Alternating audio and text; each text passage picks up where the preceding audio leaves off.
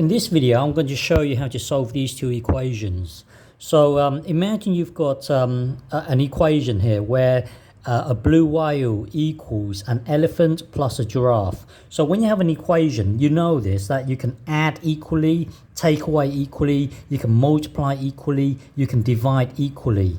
Well, to solve something like this, you can actually square both sides equally. So I'll show you what I mean. So for example, if you have a blue whale equals elephant plus a giraffe, you can divide both sides equally. So let's say you divide both sides by 3. So you divide this, you cut the blue whale into 3 equal parts, cut the elephant up into 3 equal parts, you cut the giraffe up into 3 equal parts. So you can do it equally. This side will be the same as this side, or you can multiply equally so that you can have 3 blue whales. 3 blue whales will be the same as 3 elephants plus 3 giraffes.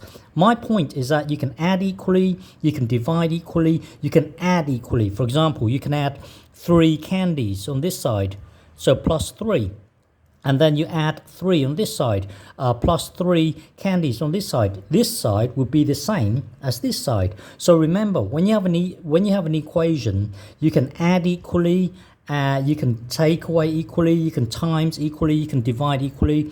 Well, you can square equally to both sides. So when you have this, when you have something like this, you can square equally. So when you square this, it means y times y, and then this, when you square this, it means this thing times by its exact same self.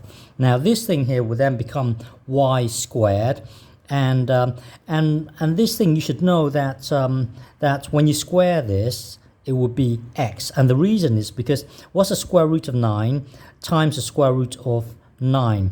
Or you can think of it as being square root of 9 squared. So these two are the same thing. So this here is the number 3, and then this here is the number 3. Get this times this would be 9, back to its original self, Or you can look at it from this perspective, where if you start with the number 9, square root it, that would be 3, and now square it, it will jump back to 9. So this squared is actually x. So that's how you make x a subject. So when you look at this one here, from another perspective,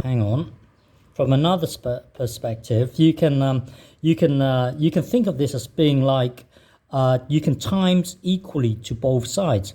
Well, you know that this thing here is the same as this thing here. So that's really you multiplying by its exact same self.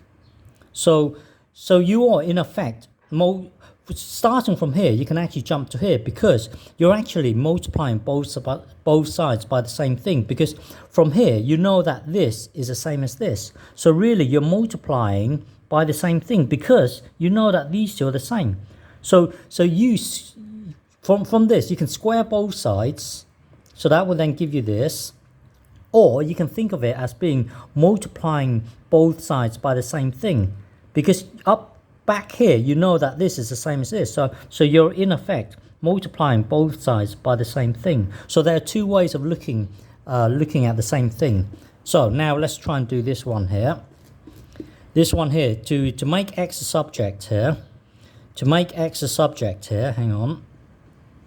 In your mind, square both sides equally. So this thing here would be y squared. And remember, when you square it, what's left is really the bubble here, so that would be x over a. Keep an eye on x. You're trying to make x a subject, so you would times both sides by a. So you take this thing down, times by a, and when you times this by a, it would just be x. There, that's how you solve it.